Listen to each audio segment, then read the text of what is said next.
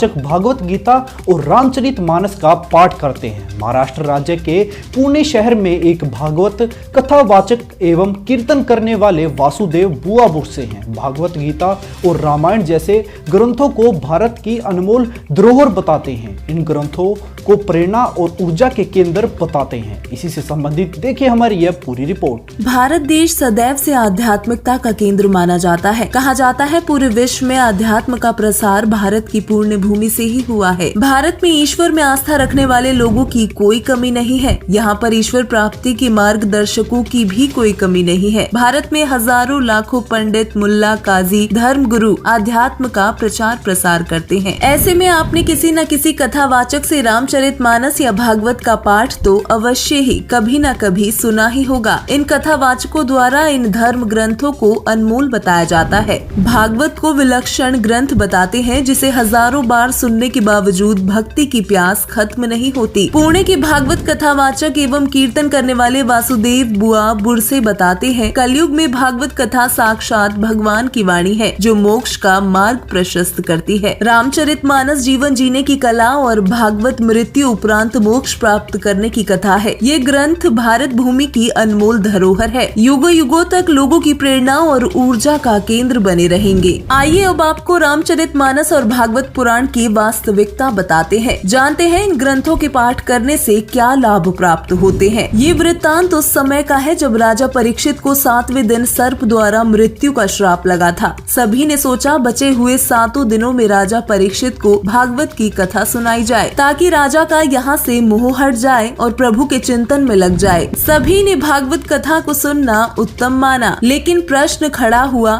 कथा कौन सुनाए। उपस्थित महर्षियों ने यहाँ तक कि श्रीमद् भागवत गीता सुधा सागर के रचयिता महर्षि वेद व्यास जी ने भी अपने आप को कथा सुनाने के योग्य नहीं समझा। उन सबको पता था कि उनमें ये समर्थता नहीं है। 7वें दिन परिणाम आना था, इसलिए कोई भी 7 दिन तक कथा सुनने की हिम्मत नहीं जुटा पाया। सभी को अपनी समर्थता का पता होता है। अंततः स्वर्ग से सुखदेव ऋषि को भागवत कथा करने के लिए बुलाया गया। तब राजा परीक्षित का मोह मृत्यु लोक से हटा। मरणोपरांत उन्हें स्वर्ग लोक की प्राप्ति हुई। पुण्य कर्मों के अनुसार स्वर्ग में सुख भोगने के पश्चात वापस नरक में जाना होता है। जीव 84 लाख योनियों में चक्कर काटता रहता है। ये काल का अटल नियम है। ये उपलब्धि भी गुरु बिना प्राप्त नहीं हो सकती। रामचरितमानस और भागवत का पाठ करने से साधक को आंशिक लाभ मिल सकता है। ये भी तब संभव है जब पाठ करने वाला अधिकारी हो। जिस प्रकार सुखदेव ऋषि के पाठ करने से राजा परीक्षित को आंशिक लाभ प्राप्त हुआ था।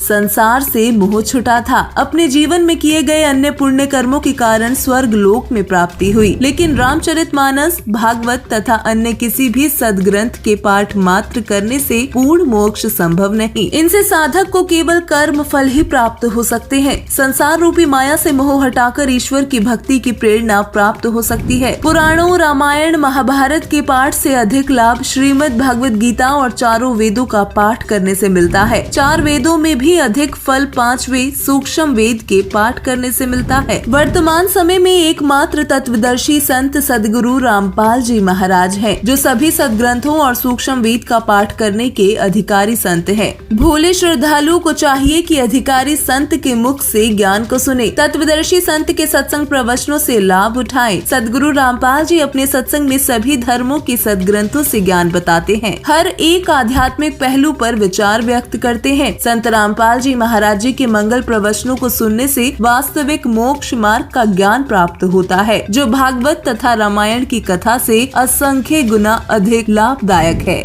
सूक्ष्म वेद में सभी सदग्रंथों का सार छिपा है। सूक्ष्म वेद को 5वां वेद भी कहा जाता है। वर्तमान समय में सूक्ष्म वेद के गूढ़ रहस्यों को केवल संत रामपाल जी महाराज जी ने ही उजागर किया है। हमारी रिपोर्ट में बस इतना ही। जुड़े रहिए ऐसे न्यूज चैनल के साथ। धन्यवाद।